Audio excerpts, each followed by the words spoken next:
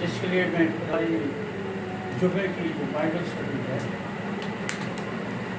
جو ہماری کلاسز چل رہی ہیں، ان میں ہم علم الواز کے بارے سیکھ رہے ہیں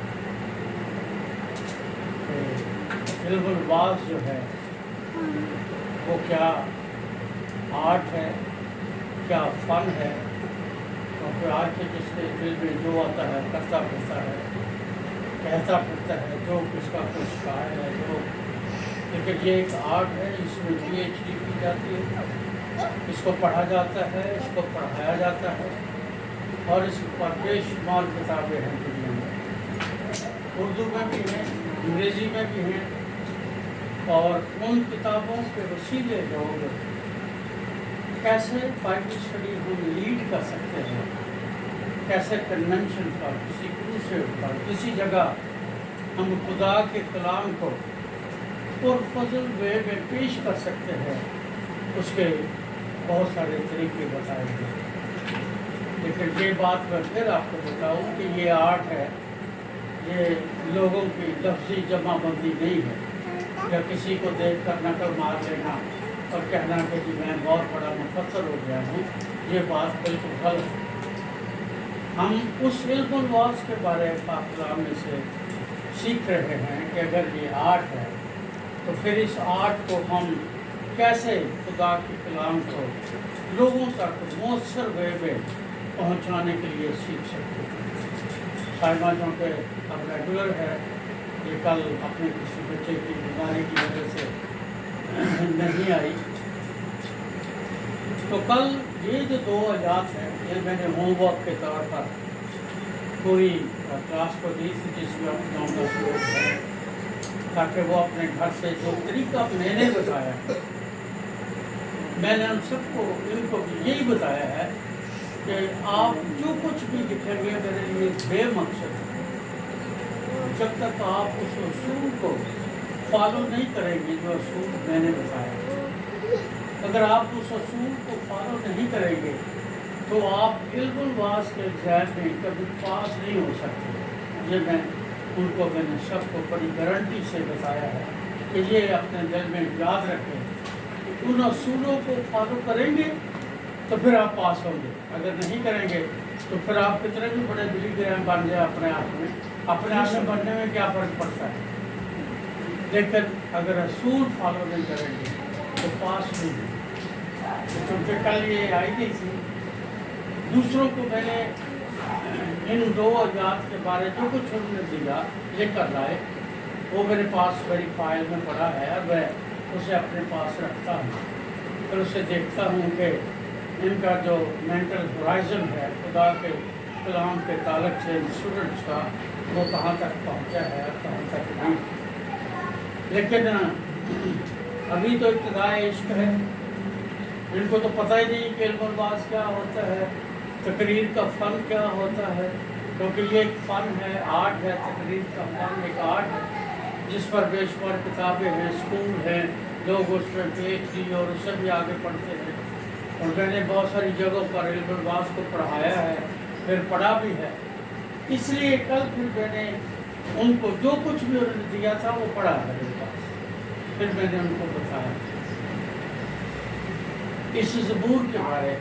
تو میں مختصراً آج آپ کے سامنے اس زبور کو رکھوں تاکہ آپ اس کی جو باتیں ہیں، جو اس کے فیوز ہیں، اس کی برکتیں ہیں، اس کو آج آپ حاصل کر سکیں۔ پہلی بات آپ نے یاد رکھنی ہے کہ یہ زبور جو ہے 23واں زبور، یہ داؤد کا تحریر شدہ،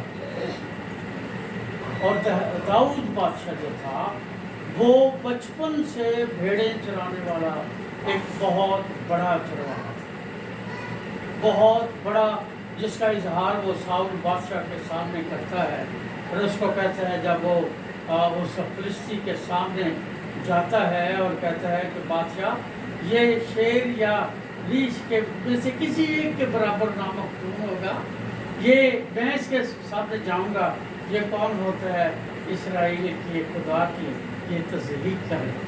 تو پھر وہ صرف اس مکالمے سے یہ بتانا چاہتا ہے کہ وہ کتنا اسکلڈ چرواہا، कितनी खूबियां हैं उसके पास और किस तरह से वो अपनी भेड़ों की हिफाजत करता है। लेकिन इस ज़बूर में वो बतौर चरवाहा कोई बात नहीं करता। इस ज़बूर में वो भेड़ की तरह बात करता है। 97 में या 96 में मेरा बिल्कुल जो वेट था वो लूज होना शुरू हो गया। उस वक्त मैं कैंपस ट्यूशन पे काम करता था, तो सर ज़हीर मुझे कहने लगे कि आप अपना थारो चेकअप करवाएं ताकि हमें पता चले कि आपको हुआ क्या है, आप दिन ब दिन स्लिम होते जा रहे हैं। उस वक्त पादरी साहब 13-14 साल के थे, रेचल इससे 6 साल छोटी है, रोमियो इससे 2 साल बड़ा है, तो बच्चे हमारे छोटे छोटे थे। तो सिंध लैब है सारे रोड पे, वहाँ पर गए, या मेरा एक दोस्त था, उसको ले गया, थारो चेकअप हुआ। और चेकअप के बाद मेरे डॉक्टर ने जब उन रिपोर्ट्स को देखा तो उसने मुझे बिल्कुल क्लियरली कहा, उसने कहा पादरी साहब आपको डायबिटीज़ हो गई, आप यकीन करें या ना करें, चूँकि आपको डायबिटीज़ हो गई है, इसलिए जना का एक डॉक्टर था, डॉक्टर मुगल, वो उसका क्लिनिक था कुंजमाबाद, जब वो अमेरिका में है, उसको मैंने दिखाया जब, तो उसने कहा कि ये कुछ मेडिसिन मैं आपको लिख कर दे रहा हूँ और ये इसके साथ कुछ इंजेक्शन और टैबलेट्स है, कोबालमेन वगैरह ये। लेकिन उसने मुझे एक हदायत की। हदायत ये थी, कहने लगा कि अगर किसी दिन आप ये ग्लूकोफेज और ये वो दवाई खाना अगर आप भूल जाए तो कोई बात नहीं, लेकिन ये जो विटामिन्स मैंने आपको लिख कर दिए इनका नागा नहीं होना चाहिए, क्योंकि आपकी हड्डियों में, गोश्त में, बॉडी में डायबिटीज जो डिस्ट्रक्शन करेगी। ये जो विटामिन्स हैं ये उसका तोड़ है, उसका इलाज है। ये शुगर का इलाज नहीं है, ये उस टूट फूट का इलाज है जो डायबिटीज आपकी बॉडी में ब्रेन से लेकर पाँव तक करेगी। और इससे मैंने जो बात सीखी, मैं ये ज़बूर में शायद छोटा सा था, 2 साल का, 2.5 साल का, 3 साल का, जब से मुझे ये ज़बूर जुबानी याद है। हम देहात में रहते थे, मेरी माँ कागज़ पर लिख के तो कमीज के नीचे यहाँ लगा देती थी। कॉन्सेप्ट मेरी माँ का ये था, पादरी थी वो, गुजरांवाला सेमिनरी प्रिपेयर्ड थी, टीचर थी, मेरे अब्बा जी पासवान थे, तो वो उसका बिलीव ये था कि अगर 23 ज़बूर मेरे बेटे के यहाँ लगा रहेगा तो फिर ये जो इब्लीसी शरारतें हैं या टोटके हैं इस पर असर नहीं करेंगे। उस वक्त से लेकर 96-7 तक मैंने ये बात याद थी, मुझे कई आज भी जुबानी ये याद है। ये ज़बूर आपको पता नहीं याद है कि नहीं याद है, पर मुझे जुबानी याद है और कई दफ़ा याद है। फिर मैंने सीखा, जब मुझे डॉक्टर मंगल ने ये बात कही तो मैंने ये सीखा। मैंने क्या सीखा वो आज आपके साथ रखना चाहता हूँ। दुनिया में हम 3 किस्म की ज़िंदगी बसर करते हैं। एक है जिसे हम अखलाकी ज़िंदगी कहते हैं, और अफसोस ये है कि हम अखलाकियात को और रूहानियत को फ़र्क में, उसमें जो फ़र्क है हम उस फ़र्क को नहीं जानते। अखलाकियात याद रहे एक फ़र्क चीज़ है, एथिक्स फ़र्क चीज़ है, लेकिन रूहानियत या स्पिरिचुअलिटी या डिविनिटी ये एक फ़र्क चीज़ है। और तीसरी बात जो है वो हमारी मुआशरती या हमारी कल्चरल वैल्यूज़, हमारी कौमी ख़ानदानी वैल्यूज़। लेकिन अफसोस, जैसे मैंने पहले बताया कि हमारी जो कल्चरल वैल्यूज़ हैं, ये हमारा जो एथिक है और हमारी जो स्पिरिचुअलिटी है या रूहानियत है, हम उन तीनों में कोई इतना ज़्यादा फ़र्क नहीं समझते, जिस वजह से हम बहुत दफ़ा उन बरकतों को जानने के बावजूद हासिल नहीं कर पाते जो खुदावंद हमें देना चाहता है। यहाँ वो भेड़ क्या कह रही है कि खुदावंद मेरा चौपाल है। उसने ये क्यों नहीं कहा कि खुदा मेरा चौपाल है? बेसिकली तो पुराने अहदनामा में खुदा, एल, एलोहीम, यहोवा, इस किस्म की बातें हम पढ़ते हैं खुदा के बारे में, पर वो खुदा की जगह खुदावंद इस्तेमाल करती है। इसका मतलब ये है कि इसका माना फर्क। यहूदियों के यहाँ ये बात याद रहे कि यहूदी जो रबी थे वो जब बाइबल की किताबत करते थे तो किताबत करने के दौरान जब यहोवा का लफ्ज़ आ जाता था तो वो अपनी कलम को 7 बार धोते थे, फिर वो यहोवा का लफ्ज़ लिखते थे। फिर वो यहोवा का लफ्ज़ लिखने के बाद उस कलम को तोड़ देते थे, क्योंकि जब उन्हें नया लफ्ज़ लिखना होता था तो फिर नई कलम लेते थे, उसको फिर 7 बार धोते थे। तो रबी अकीबा के दौर में तकरीबन मसीह यीशु से 500 साल 400 साल पहले उसने पूरे रबियों की एक काउंसिल को बुलाया और उन्होंने ये फैसला किया कि हम किस तरह इस काम को तेज कर सकते हैं, क्योंकि एक कलम अगर एक ही लफ्ज़ लिखेगी फिर तोड़ दी जाएगी और फिर उसको 7 बार धोया जाएगा, तो ये तो किताबत करते करते बहुत टाइम गुजर जाता है।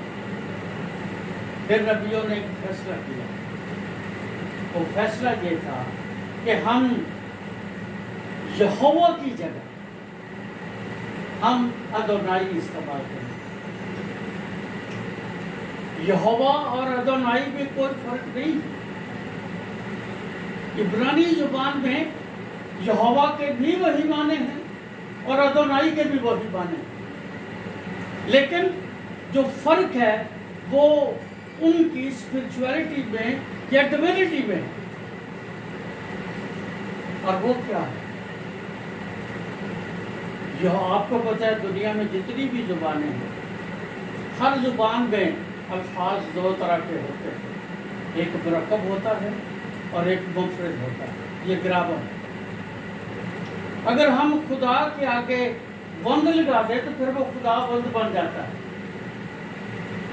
लेकिन अगर हम खुदा से पहले कोई लफ्ज़ लगा देंगे तो वो क्या होगा? ये लाहका है, जो बाद में आएगा वो साबका है, और यही सारी ग्रामर है पूरी। तो उन्होंने क्या किया कि उसका तर्जुमा यहोवा की जगह उन्होंने खुदा करके उसके आगे वंद लगा के 2 अल्फाज को मुरक्कब बनाकर एक लफ्ज़ बना दिया, जो आज तक जारी है। और हम बड़े ईमान से इस लफ्ज़ को लेते हैं कि वो खुदावंद। वजह क्या है?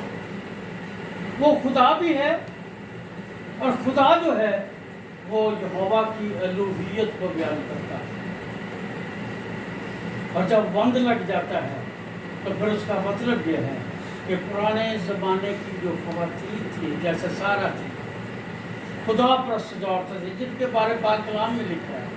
मुकद्दस पौलुस कहता है कि खुदा परस्त औरतें जो थी वो अपने खामन को क्या कहती थी? ये मेरा खुदावंद है।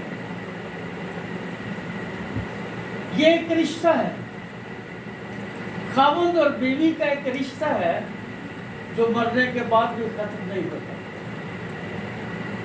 पादरी साहब के सामने या फादर जी के सामने दूल्हा और दुल्हन यही कहते हैं कि हम दोनों एक दूसरे से तब तक जुदा नहीं होंगे जब तक मौत हमें जुदा न करे। ये रिश्ता है, और वो रिश्ता है जो मौत के बाद भी हमें हासिल है, और उसमें किसी तरह का ब्रेकअप नहीं है। लोग करते हैं, ठीक है, इंसान क्या गुनाह नहीं कर रहा, सारे कर रहे हैं, और जहाँ ये कर रहा है वहाँ वो ये भी कर रहा है। लेकिन जब वो खुदावंद कहता है तो इसका मतलब एक रिश्ता है। यहाँ भेड़ एक जानवर और एक चौपाल की या एक चौपान की या एक अयाली की बात नहीं करती। मुझे कभी कभी ऐसा लगता है कि जैसे 2 भेड़ें खड़ी हैं बाड़े में, बाड़े की दीवार के साथ एक बाड़ा ये है, एक ये है, ये इधर खड़ी है और वो अपने चौपान की या जाली की सिफ्तें बता रही है। ये सुन रही है और जब सुन रही है इसकी बारी आती है तो ये कहती है कि तेरी सारी बातें दुरुस्त है, पर मेरे चौपान में और तेरे चौपान में फ़र्क ये है कि वो सिर्फ तेरा चौपान है, पर मेरा चौपान जो है वो मेरा खुदाबंद है, क्योंकि मेरा उसके साथ एक रिश्ता है। और याद रहे ये मुसीबत की जान है। अगर हमारा खुदा के साथ कोई रिश्ता नहीं, अगर याद लिख ले हम मसीही नहीं,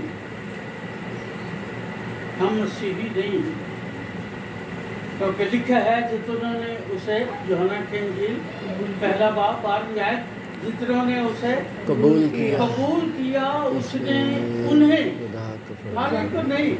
ये बात याद रहे। 8.7 बिलियन आबादी है इस वक्त दुनिया की, उसमें 40% मसीही हैं और 40% मसीहियों में 6% मसीही हैं जो नई पैदाइश का तजुर्बा रखते हैं। इसका मतलब 6% ने कबूल किया। 94% नाम के मसीही हैं, वो न्यू बॉर्न या नई पैदाइश रखने वाले ईमानदार मसीही नहीं है। वजह क्या? निकोदेमुस को उसने यीशु ने यही कहा कि जब तक तू नए सिरे से पैदा ना हो। अब उसने कहा कि अब मैं दोबारा माँ के पेट में जाऊँ, वो मसीह यीशु का मजाक उड़ा रहा है। और यही नई पैदाइश मसीही जिंदगी की बुनियाद है। यही नया रिश्ता मसीही जिंदगी की बुनियाद है। जो नए सिरे से पैदा नहीं होता उसका ना किरदार बदल सकता है, ना गुफ्तार बदल सकती है, ना उसका लाइफ स्टाइल बदल सकता है, ना अकीदा बदल सकता है। वो एक अच्छा शरीफ आदमी तो हो सकता है, वो नेक हो सकता है, पाक नहीं हो सकता। पाक कलाम में लिखा है पाक बनो, क्योंकि तुम्हारा बुलाने वाला पाक, वो हमें पाक होने के लिए बुलाता है। और पाक हम हो ही नहीं सकते जब तक गुनाह का तुख़्म इस बदन में, इस ब्लड में, इस जान में मौजूद है। हम पाक हो ही नहीं सकते। इसलिए पाक होने के लिए ज़रूरी है कि हमारा तुख़्म बदले। जितने कबूल किया उसने उन्हें खुदा के फर्जंद बनने का हक बख्शा, यानी उन्हें जो उसके नाम पर ईमान लाना। वो ना खून से, ना वो 13वीं आयत, पहला बाब 13वीं आयत, यूहन्ना की इंजील पहला बाब 13वीं आयत, वो ना खून से, ना गोश्त से, ना इंसान के इरादे से, ना दुनिया के प्रोसेस से, बल्कि क्या लिखा है? खुदा से पैदा हुआ। आप में से बहुत सारे लोग मेडिकल से ताल्लुक़ रखते हैं, तो हम के बगैर पैदाइश नहीं हो सकती। का टेस्ट ट्यूब बेबी हो, का कोई भी मेडिकल साइंस हो, तो हम के बगैर पैदाइश नहीं हो सकती। कायनात में, नबातात में, हैवानात में, पत्थरों में, इंसानों में, हैवानों में और दरख्तों में, पौधों में मेल एंड फीमेल खुदा ने पैदा किए हैं, और तुख़्म के बगैर फल भी नहीं लगता। किसी दरख्त को फल नहीं, खजूर अगर मेल और फीमेल ना हो तो खजूर को फल नहीं लगता, पपीते को फल नहीं लगता। बेशुमार, मेरे पास वक्त नहीं कि मैं आपको बताऊं एग्जाम्पल्स दूं।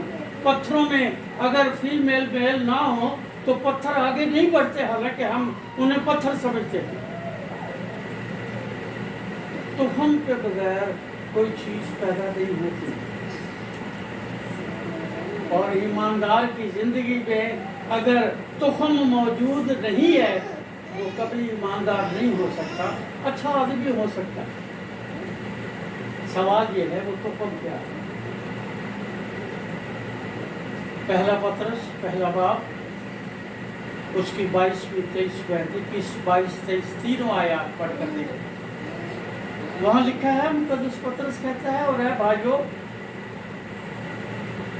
मैं तुम्हें ये जिताए देता हूँ कि तुम फाली तुखम से नहीं, फाली तुखम से नहीं जो इंसान का है, तुम फानी तुखम से नहीं बल्कि गैर फानी तुखम से जो खुदा का कलाम है, नए सिरे से पैदा हुए हो, इसलिए एक दूसरे से मोहब्बत करो। जब तक खुदा का कलाम हमारे अंदर जड़ नहीं पकड़ेगा, खुदा के कलाम का तुखम नहीं होगा, हम उसकी भेड़ें, उसके ईमानदार, उसके बेटे और बेटियां नहीं हो सकते। आज के दौर में, हर दौर में ईमानदारों को ये जानना जरूरी है, सैक्रामेंट हो या ना हो, बपतिस्मा हो या ना हो, पर खुदा के कलाम का तुखम जब तक अंदर पैदा नहीं होगा, हम नए सिरे से पैदा नहीं होंगे, और जब तक नए सिरे से पैदा नहीं होंगे, हम खुदा की बादशाही को, उसने कहा, देख भी नहीं सकते। दाखिल होना तो बात की बात है, और यही बात वो ये भेड़ कर रही है। तो वो मेरा है और मेरा खुदावंद है, मैं नए सिरे से पैदा हुई, उसका तुखम मुझ में बना हुआ है, उसके तुखम के वसीले से आज मैं उसकी हूँ और नए सिरे से पैदा हुई। क्या लिखा है कि वो मुझे हरी हरी चरागाहों में बिठाता है। मैं जो देहाती आदमी हूँ, पेड़ू आदमी हूँ। आपको पता है भेड़ें 4 वजूहात की वजह से नहीं बैठती। एक वजह तो ये है कि अगर ज़मीन गीली हो ना तो वो नहीं बैठती। कभी गांव जाएंगे आप, 424 या उधर कहीं जाएंगे तो आप तजर्बा करके देख लेना। भेड़ें अगर ज़मीन गीली हो तो नहीं बैठती। वजह क्या है? अगर ज़मीन गीली होगी वो बैठेंगी तो उनकी जो ऊन है, ये वाली सीने वाली, पेट वाली, ये गीली हो जाएगी, भारी हो जाएगी, इसको मिट्टी लग जाएगी, फिर इसमें कीड़े, इसमें मकड़ियाँ, इसमें पिस्सू या खटमल या इसमें मक्खियाँ, और इसमें ख़ास किस्म का एक जर्म पैदा हो जाता है जो उन्हें खारिश करता है, और फिर वो अपने खुर से सारा दिन खारिश करती हैं और ज़ख्म कर लेती हैं। चरवाहा क्या करता है? उसको बिठाने से पहले उस गीली जगह पर खुश्क रेत या खुश्क मिट्टी डालता है, फिर वो बिठाता है। ये जो इब्लीस ने मेरे और आपके साथ बेशुमार जुए और बेशुमार आजमाइशें और बेशुमार हमारे खटमल और पिस्सू आजमाइशों की सूरत में, ख्वाहिशों की सूरत में, सोचों की सूरत में, मिशनों की सूरत में, नज़रियात की सूरत में ये जो लगा रखे, ये हमें आराम से नहीं बैठने देंगे, ये हमें आराम से नहीं बैठने देंगे। लेकिन शुक्र है कि वो मेरे और आपके दुखों को, गमों को जानता है, वो हमारी तसल्ली है, वो हमारा इत्मीनान है। वो सबसे पहले हमारे दुखों को, मुसीबतों को, हमारे इन पिस्सुओं को, इन आजमाइशों को, इब्लीस की सारे हथकंडों को पहले वो राख और खाक करता है, फिर हमें बिठाता है ताकि हम जिंदगी में पुरसुकून रहें। दूसरी बात, भेड़ें उस वक्त तक नीचे नहीं। आपने कभी देखा होगा भेड़ों के दरमियान कुछ पेड़ू होते हैं, मेंढे, जो मेल होते हैं ना, मेंढे वो ताकतवर होते हैं, मेल होते हैं, ताकतवर होते हैं। वो कमज़ोरों को टोट मारते रहते हैं, टक्करे मारते रहते हैं, और टक्करे मारने का मकसद ये होता है कि वो अपना अपना एक ग्रुप बना लेना चाहते हैं ताकि उनकी सुप्रीमेसी जो है पूरे भेड़ खाने में या पूरी भेड़ों को, भीड़ के दौरान उनकी सुप्रीमेसी कायम रहे। यही हो रहा है 2007 से। आज आप देख लें कि कितने मेंढे हैं और कितने भेड़ू हैं जिन्होंने अपने इल्म के जोर पर कलीसियाओं को बांट रखा है, चर्चेस को बांट रखा है, गलियों में बांट रखा है, घरों को बांट रखा है, रिश्तेदारों को बांट रखा है, ताकि वो उन ग्रुप्स में तकसीम हो जाएं और खुदा की इबादत रखें। लेकिन मेरा और आपका खुदाबंद ऐसा होने नहीं देता। वो चाहता है कि हम सुन इस्राएल, खुरूज 20वां बाब पहली आयत, सुन इस्राएल और कान लगा। ये रिपीटिशन है, सुन और कान लगा। लोग सुनते जरूर है, जरूरी नहीं जो सुन रहे वो कान भी लगा के बैठा है। वो तो ट्रेडिशनली सुन रहे हैं क्योंकि पाजी साहब वो कलाम सुना रहे हैं, अब सुनना तो है ना, मजबूरी है। सुन इस्राएल और कान लगा, खुदावन तेरा खुदा मैं एक खुदा। आज कितने खुदा के लगे, कितने मुकद्दस पौलुस कोरिन्थियों के खत पर कहते हैं कि हर एक ने अपने अपने उस्ताद, अपने अपने खुदा, अपने अपने यीशु बना लिए हैं। क्या यीशु बट गया है? और आज देखें 4300 मिशनें हैं दुनिया में। इसके अलावा हमने यीशु को 4300 मिशनों में या अक़साम में या फिरकों में या ग्रुप्स में बदल दिया। और जब तक ये होता रहेगा, ना एक गला होगा ना एक चरवाहा होगा। और जब तक एक गला और एक चरवाहा नहीं होगा, भेड़ें कभी आराम से ज़िंदगी, इबादत और परस्त और खुदा के हजूर रास्तबाजी से ज़िंदगी बसर नहीं कर सकती। तीसरी जो बात है, भेड़ें तब तक कभी नहीं बैठती ज़मीन पर अगर उनके जख्म हों या बीमार कर होता यह है कि भेड़ें जब गुजरती हैं झाड़ियों में से, तो कई दफ़ा, क्योंकि मैं देहाती हूँ, मुझे इन बातों का तशद्दुद गवाह, वो झाड़ियों के अंदर कुछ टिड्डियाँ होती, मक्खियाँ होती। वो जो मक्खियाँ हैं वो उनके नाक के जरिए अंदर चली जाती है दिमाग में, वहाँ जाकर वो अंडे बच्चे दे देती हैं। अब वो जो मक्खियाँ हैं यहाँ भिन बनाती हैं। जब भिन बनाती हैं तो उनको खारिश होती है। फिर वो भेड़ें अपना सर जो है कभी दरख्त के साथ, कभी किसी चीज़ के साथ खुजलती हैं, वहाँ पर वो खारिश करती हैं, पहाड़ से, किसी भी चीज़ से, ताकि वो खारिश जो स्कल के अंदर है वो ठीक हो। वो नहीं हो सकती। नहाने धोने से या सैक्रामेंट्स करने जैसे कोई मान नहीं बदलता ना, ऐसे तो निजात नहीं मिलती। वो जब तक मक्खियाँ बाहर नहीं आएंगी, वो गलत नजरियात जब तक बाहर नहीं आएंगे, वो गलत सोचें, वो ख्वाहिशें, वो बातें जब तक बाहर नहीं आएंगी जो मक्खियों की सूरत में हमारी सोच और नजरिए और अकीदे में बैठी हमारे ईमान को खा रही हैं, तब तक हमारी ज़िंदगी में इत्मीनान नहीं हो सकता। रयाली जो थे वो उनको एक ख़ास किस्म की बूटी होती थी, वो बूटी का धुआं देते थे, धुआं से वो चीखें मारती थी, चीखें मारने से फिर वो सारा गंद बाहर आ जाता था। फिर जब उनका दिमाग और नाक और ये सब चीज़ें बिल्कुल सेटल हो जाती थी तो वो ठीक हो जाती थी। तो ईमान सुनने से पैदा होता है। दुनिया के उस्ताद, दुनिया के लोग अपनी जगह सब दुरुस्त है, मैं किसी को नहीं कहता कि ना सुने, सुने। और वो खुदा का बंदा मसीह यीशु कहता है उनकी बातें सुनो पर वैसे काम नहीं करो।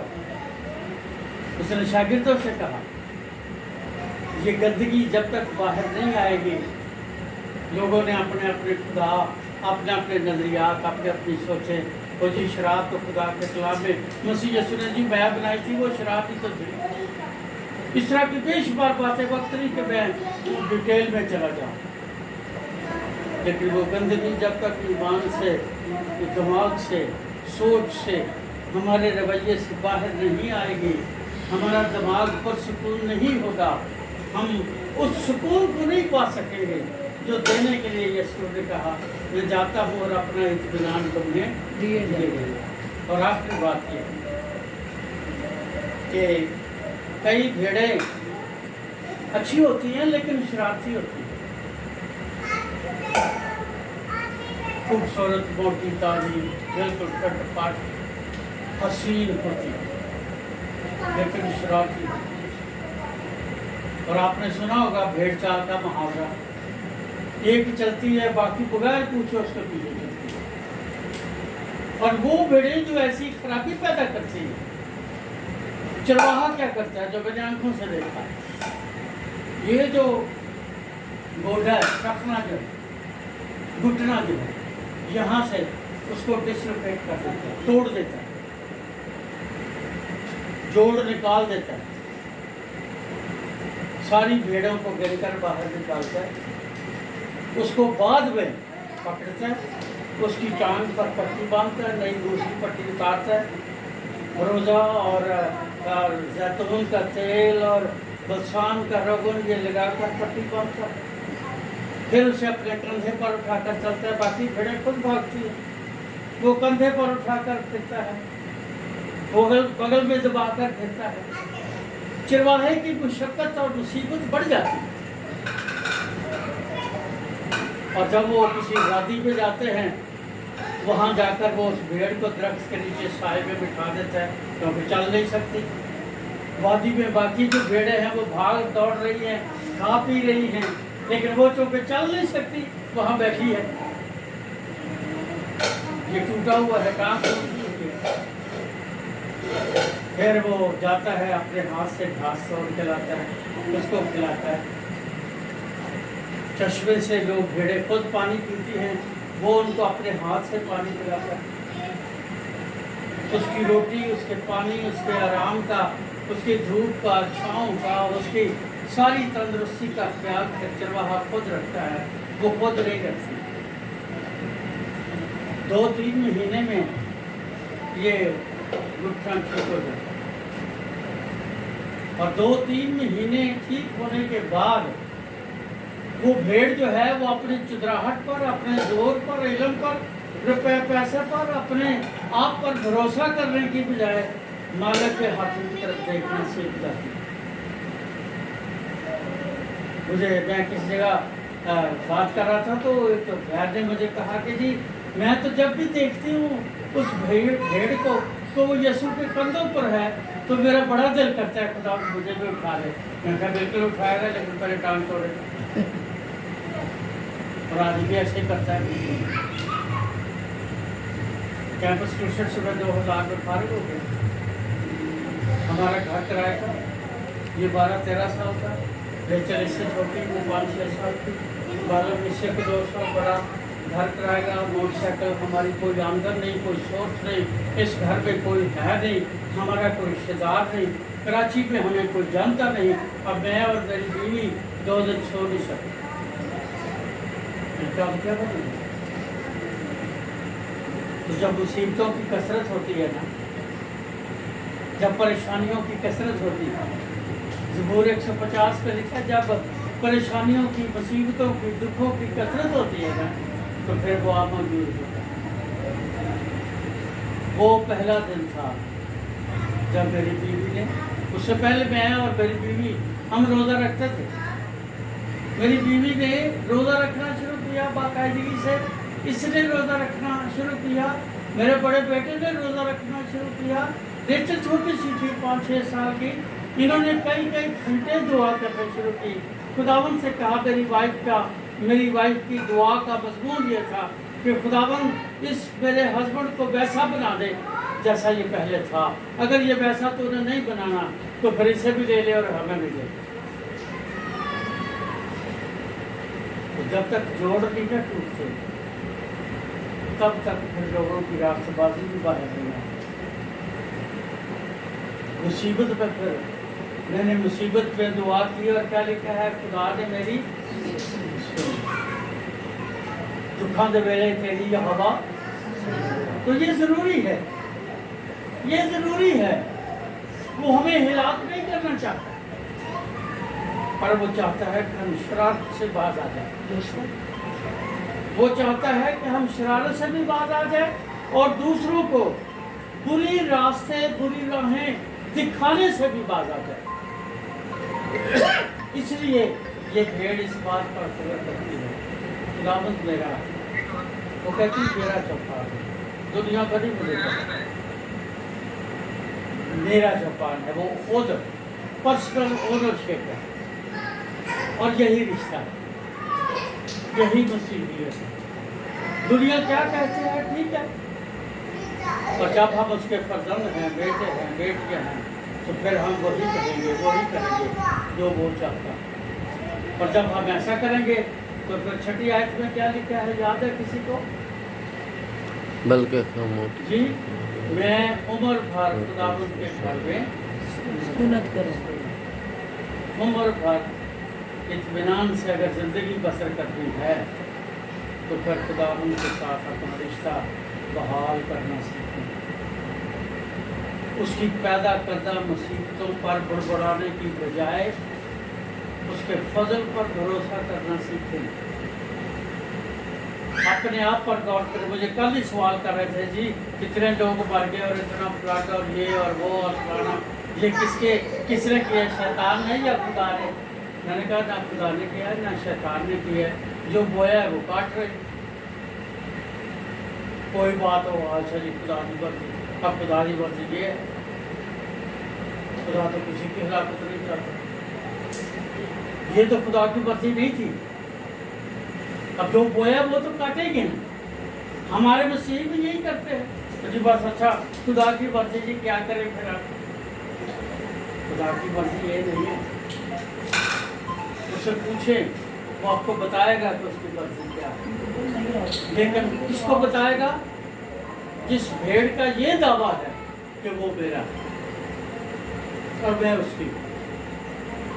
जब तक आप जुबानी जमा खर्च बातें चीजें करते रहेंगे ना, कोई फायदा नहीं। फिर ऐसे तो फिर 8.7 बिलियन आबादी, लेकिन जब तक आप 4% में 6% में शामिल नहीं होंगे, आसमान अपनी बरकतों के साथ आपके लिए देने के लिए, हमारे घराने के लिए नहीं खुले। अगर हम चाहते हैं कि बरकतें बारिश की तरह बरसें, बरकत की बारिश बरसे, तो फिर उसको अपना आप दे दें और अपना आप उसके हाथों में दे दें और दुनिया को बताएं वो मेरा और मैं उसकी। आइए अपने सर झुकाएं और दुआ करें।